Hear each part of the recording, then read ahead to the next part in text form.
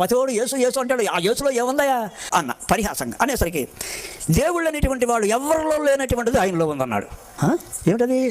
ప్రేమామయుడు, దయామయుడు, కరుణామయుడు ఆయనే అన్నాడు. ఏమయ్యా, మనకి ఎంతోమంది దేవుళ్ళు ఉన్నారు, 18 పురాణాలు ఉన్నాయి, వేదాలు, ఉపనిషత్తులు, గ్రంథాలు ఎన్నో ఉన్నాయి. అయినా యేసు యేసు అంటారు, యేసులో ఏముందయ్యా అని చెప్పారన్న. అయితే మీరు ఈ దేవుళ్ళందరినీ కూడా వీళ్ళందరినీ గురించి మీరు ప్రకటన చేస్తున్నారే, హరికథలో చెబుతున్నారే, వీళ్ళు ఎవరన్నా మాట్లాడతారా? ఈయన మాట్లాడే దేవుడు. నాకు మైండ్ జడింది. నేను ఎన్నాళ్ళు పురాణాలు చెప్పాను, హరికథలు చెప్పాను, నిజంగానే ఎవడు మాట్లాడలేదు. నాకు ప్రార్థన రాదు. యేసు నువ్వు దేవుడు బట, నాకు తెలియదు, అనుభవం లేదు, కృప చూపిస్తావా అని చిన్న ప్రార్థన చేసుకునేసరికి నమ్మండి, నాకు తెలియని రీతిగా ఒక టార్చ్ లైట్ ఆన్ చేస్తే ఫోకస్ ఎలా వస్తుందో అలా నా మీదకి నిండు వెలుగు నా మీదకి దిగింది.